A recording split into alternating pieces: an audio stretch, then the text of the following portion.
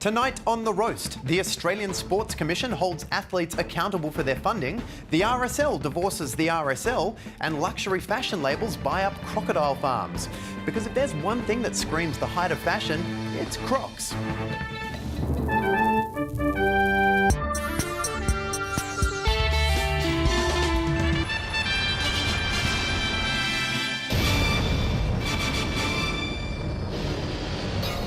New South Wales RSL branch president Don Rowe is calling for an end to his organisation's 60-year relationship with RSL clubs. Now, to clarify, an RSL branch is a support organisation run almost entirely on annual badge sales and a small army of elderly volunteers, whereas RSL clubs are run almost entirely on poker machines and a large army of elderly volunteers.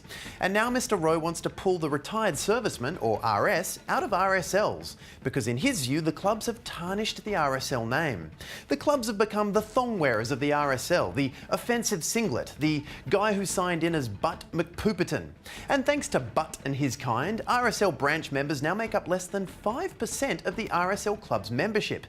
And if the RS does leave the L, those clubs will no longer be bound to be not-for-profits and could raise their prices, which means McPooperton will need to find a new place for cheap drinks and reminiscing about that war he never fought in. In anticipation of the change, reporter and RSL member Dave Ferrier is trying out a new bar in Kings Cross, Sydney. Dave, how are you finding it? What? How are you finding it? Oh, Tom, I can't stand it here. I paid $9.50 for this beer. For that much back at my local Rissole, I could have bought 2 schooners, a game of Keno, and a schnitty palmer the size of my face. Okay, well, besides missing out on a chicken so big you could surf on it, do you think this could be a new local? I don't know, Tom. Just before 6 o'clock, I tried to get the DJ to play the last post, like we did back at the Ari, and he did this.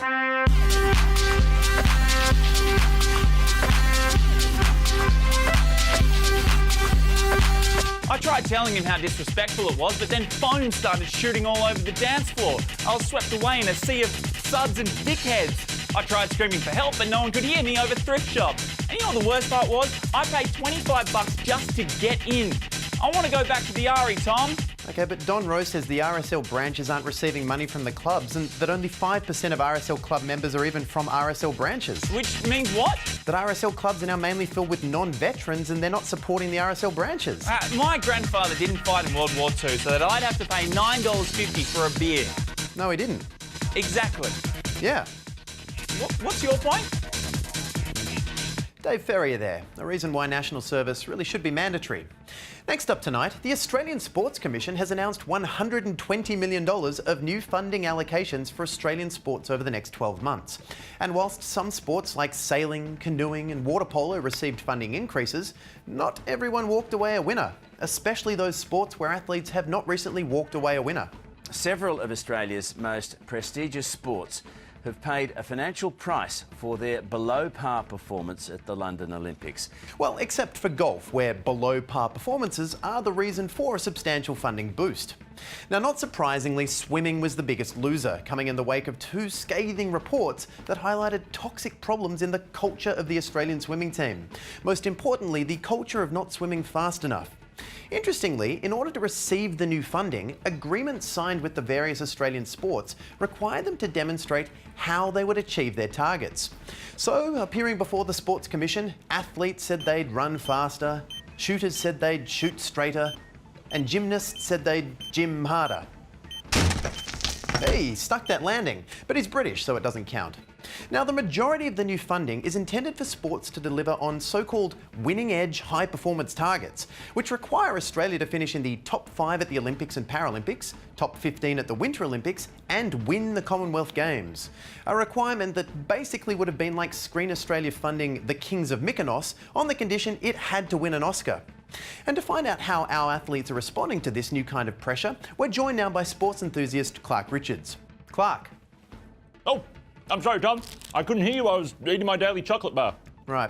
Clark, how will these athletes react to the additional pressure? Oh, they're all pretty relaxed. Hey, big guy. Clark, where are you?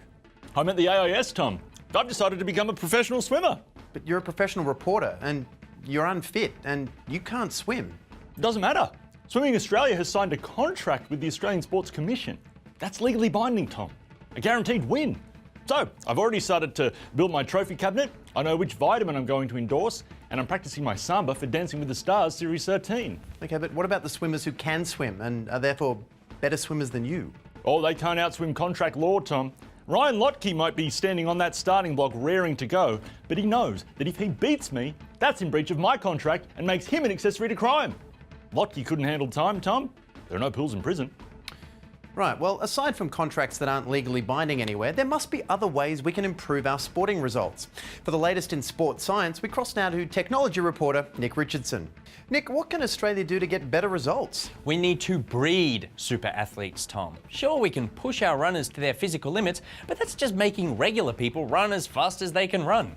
Usain Bolt was born with the ability to break records with his freaky legs. You can't train people to be born as Usain Bolt. So what are you suggesting? Thoracic Park, Tom. Inspired by black caviar being used as a broodmare, I'm organising an all-expenses-paid bonkathon for the tallest, fastest and most flexible athletes in Australia. Let's see how other countries fare at Rio 2016 when they come face-to-face with the 8-foot-tall incredible man runner. Thanks, Nick. And finally tonight, luxury fashion labels have bought Australian crocodile farms in order to meet the demands of their crocodile skin-wearing customers. For example, Louis Vuitton has bought a farm in Innisfail, Queensland, whilst Hermes has bought one in Cairns and two in the Northern Territory. Not wanting to feel left out, Lowe's also purchased a crocodile farm and launched its new range of school uniforms. Now look, I understand fashion houses skinning a cow because I love the feel of leather against my skin. But skinning a crocodile? I don't want to be whipped with that. For more, we cross to our own fashion house, Mark Humphreys, who joins us in the studio. Mark, why all this interest in Australian crocodile farms? Oh, Tom, crocodile farms are very in right now. So much so that now when people think of the fashion capitals of the world, they will think Paris, Milan and Innisfail. Okay, and with these high-end fashion labels owning the farms, how will this change the farming industry? Well, farming's certainly going to get a lot more stylish. Galoshes are out. They don't go with anything. And livestock are going to be much happier when they're nose deep in a Gucci feed bag. And with the fashion houses now owning the whole crocodile, they won't have to limit themselves to just using the skins. I bet farmers would be keen to mask the scent of manure with a spritz of Hermes eau de crocodile. Yeah, I'm an alligator man myself. It's a cheap imitation.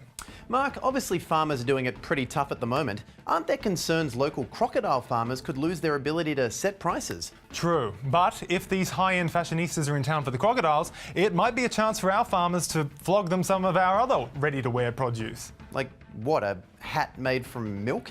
Well, it's not that ridiculous, Tom. Who thought you could wear a crocodile? That's why it's my great pleasure to present a special roast exclusive, our Spring-Summer Capsule Collection, brought to you by Farme. Oh, watch out, Banana Republic. This little number comes to us from the banana farmers of Queensland. You work it, farmhand. Sean has accessorised this look with a wheat belt from our friends in the wheat belt. Can we see the back? Stunning. And finally, for the more sun-smart viewer, a milk hat. Now, this look comes in 3 styles: full cream, skim, and permeate-free. Stunning. A hat made from milk. To think I said it couldn't be done. And I was right. Good night.